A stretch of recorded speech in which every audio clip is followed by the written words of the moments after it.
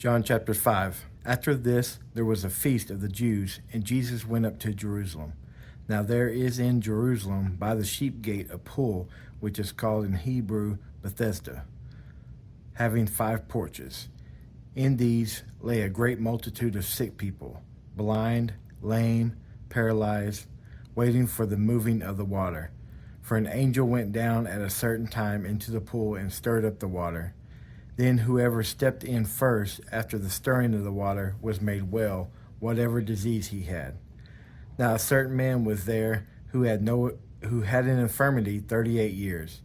When Jesus saw him lying there and knew that he already had been in that condition a long time, he said to him, "Do you want to be made well?" The sick man answered him, "Sir, I have no man to put me in the pool when the water is stirred up.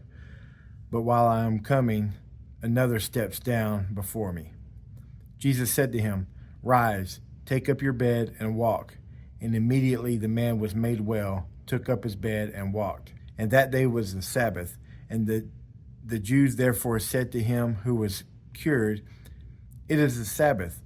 It is not lawful for you to carry your bed." He answered then, "He who made me well said to me, 'Take up your bed and walk.'" Then they asked him, "Who is this man who said to you, 'Take up your bed and walk'?" But the one who was healed did not know who it was, for Jesus had withdrawn, a multitude being in that place. Afterward, Jesus found him in the temple and said to him, "See, you have been made well. Sin no more, lest a worse thing come upon you." The man departed and told the Jews that it was Jesus who had made him well. For this reason, the Jews persecuted Jesus and sought to kill him, because he had done these things on the Sabbath. But Jesus answered them, "My Father has been working until now, and I have been working." Therefore the Jews sought all the more to kill him, because he not only broke the Sabbath, but he also said that God was his Father, making himself equal with God.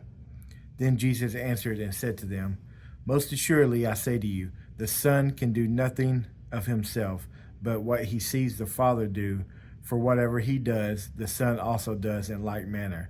For the Father loves the Son and shows him all the things that he himself does, and he will show him greater works than these, that you may marvel.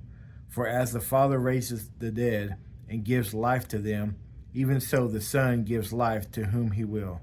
For the Father judges no one, but has committed all judgment to the Son, that all should honor the Son just as they honor the Father.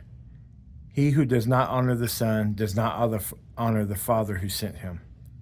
Most assuredly I say to you, he who hears my word and believes in him who sent me has everlasting life, and shall not come into judgment, but has passed from death to life. Most assuredly I say to you, the hour is coming and now is, when the dead will hear the voice of the Son of God, and those who hear will live.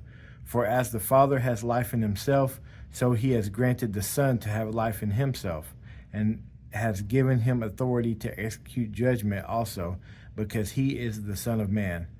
Do not marvel at this, for the hour is coming in which all who are in the graves will hear his voice and come forth, those who have done good to the resurrection of life, and those who have done evil to the resurrection of condemnation. I can of myself do nothing. As I hear, I judge, and my judgment is righteous, because I do not seek my own will, but the will of the Father who sent me. If I bear witness of myself, my witness is not true. There is another who bears witness of me, and I know that the witness which he witnesses of me is true. You have sent to John, and he was borne witness to the truth. Yet I do not receive testimony from man, but I say these things that you may be saved. He was the burning and shining lamp, and you were willing for a time to rejoice in his light. But I have a greater witness than John's, for the work which the Father has given me to finish, the very works that I do bear witness to me, that the Father has sent me, and the Father himself who sent me has testified of me. You have neither heard his voice at any time nor seen his form, but you do not have his word abiding in you, because whom he sent, him you did not believe. You search the scriptures, for in them you have eternal life, and these are which testify to me. But you are not willing to come to me that you may have life. I do not receive honor from men, but I know you, that you do not have the love of God in you. I have come in my Father's name, and you do not receive me. If another comes in his own name, him you will receive. How can you who believe receive honor from one another and do not seek the honor that comes from the only God? Do not think that I shall accuse you to the Father. There is one who accuses you, Moses, in whom you trust.